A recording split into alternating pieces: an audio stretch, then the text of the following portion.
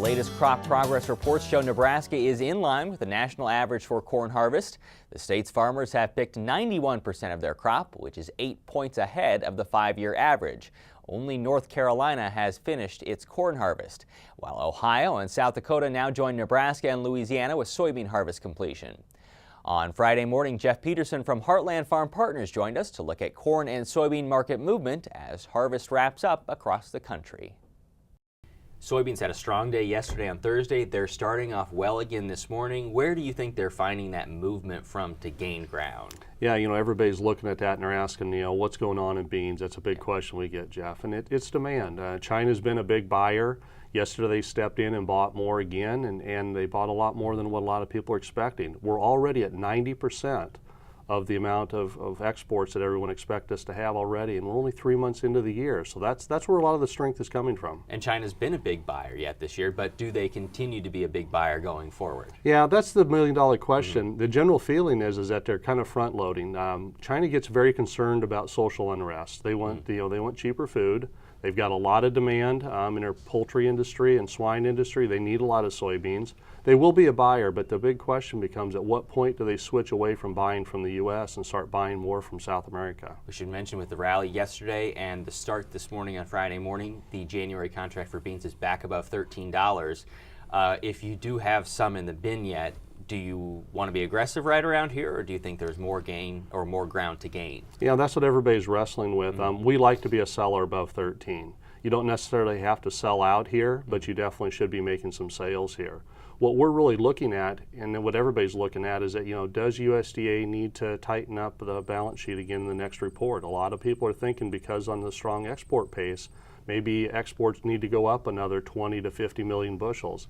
If that's the case, then that does tighten up our ending stock numbers back to levels not quite as tight as last year, but headed that way. We know South America is going to produce a big crop. Brazil is going to produce more than they produced last year, which is a lot. Right. How do you weigh that into whether or not you should be selling right now, or at least up until maybe February when they start to pull that crop out of the ground? Yeah, you bring up an excellent point, Jeff, because what happens is right now China is looking at Brazil right now, February forward, because they are cheaper, and they're looking at them because it looks like they're going to have a really big crop. I think as you look forward, you have to really keep a close eye on the South American weather.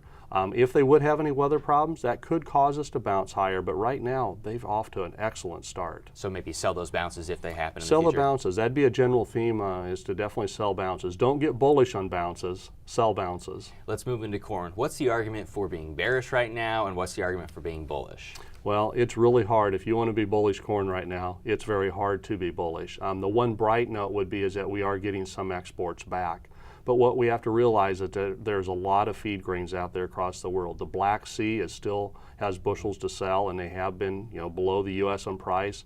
South America looks like they're going to have some bigger crops coming on. The forecast for their safrinha crop looks like that could work into the channels at some cheaper prices. But we have to watch that safrinha crop. A lot of people are questioning how many actual acres will get planted, so we're going to have to watch those prices in South America on corn closely. You're hanging maybe around $4.20 right now. If the farmer's looking for $5, and maybe if the farmer is being bearish and saying, I could see $3 here, kind of temper those two expectations. Which do you think is likely to occur? I think what you have a chance of, you probably have, if you were going to be looking at, instead of $5, I'd set my expectations more around like the $4.40 type area. And don't be surprised if we see it dip down at some point below $4. I don't think it'll go very far below, but in order for us to go much above the 440 level, we have to see some problems out there. There has to be some weather problems across the globe. Where are you a seller at? Still on rallies? I'm still a seller on rallies. I wouldn't be a seller necessarily here today, but if we get about 15 cents higher on this market in the 440 area for the December 2014 or 13 crop, excuse me, yeah, we would be a seller. Go more on corn exports for me. Obviously better than last year, but is it good? Is it where you want it to be? Yeah, it's picking up. No, it's definitely not where we want it to be. A lot of that gets to be, what we found is that, $7 and $8 corn, it hurt the demand all across the world, and it allowed other sellers to step in and be very competitive. So we'd like to see that demand to come back. Yesterday there was about 945,000 metric tons that went out. We only needed about 266, so it looks good right now. but we do need to see it improve to pick up some of the slack and get rid of some of those extra bushels we have. You look at the contracts going forward into 2014, and corn and beans are on directly opposite paths here. How do you weigh selling the 2014 crop if you were to contract forward? Yeah, what we're looking at right now in the 2014, I think on the corn market, starting there first, if we get a market, we'd like to wait until 480, which is about 20 cents above where we're at today, but we may have to accept the 460 type area. As we move over to soybeans, our target had been we'd like to make sales above $12, but I think we're going to have to accept the 1160 area. What's going to get difficult on beans is that we're going to have this inverse. We're going to have better prices in the old crop than what's in the new crop, and a lot of people are going to look at that and go, well, those have to come together. We're going to keep some big inverses between the old and the new crop going forward. The old crop's going to be priced much higher than the new crop. The break-evens, is this going to be a concern here in 2014? I think it's going to be a very big concern. As we're going through and looking at the break-evens for many of our producers, as they take into account family living, they factor in their depreciation and put everything in there, right now for many of them it is below break-even. Now that may not be below their cash break-even, but when you put all costs against them, it's below break-even.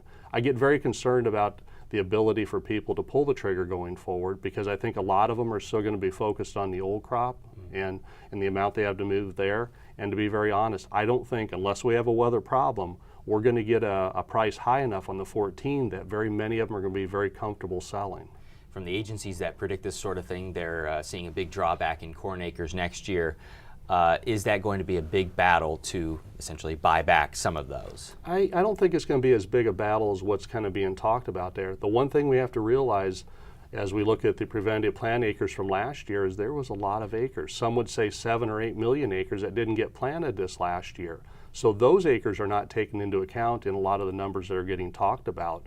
I don't think it'll be a big battle to get enough corn acres. I think we can see corn acres, they probably will be down, maybe 1 million or 2. But the big question then is that, does that switch over to beans or what does that go over to? It probably does add some additional acres to the soybean crop. To end, the RFS has proposed new mandates for fuel levels, and in corn, it's 13 billion gallons for corn-based ethanol. If that would go through after the comment period, is that a big deal? Well, I think initially when it got put out there, everybody took it as, it's a big deal. But it almost has to happen, Jeff. If we take a look at when the original RFS standard got put in place, the amount of motor fuel or gasoline that we're using was probably somewhere around about 150 billion gallons. Well, the blending wall on that would have gave us a need for about 15 billion gallons. What's happened since we had the recession back in 08 and we pulled back, we've got our total motor fuel usage on gasoline back to about 130 billion. So we only need at a 10% blend, that's about 13 billion. So if we try to go ahead and produce more than that, we're putting basically the distributors in a situation that they're going to have to go out there and use the RINs. And we've talked about the RINs before, but they're going to have to use those to fill the demand as opposed to being able to go ahead and have the ability to blend in the necessary amount of ethanol.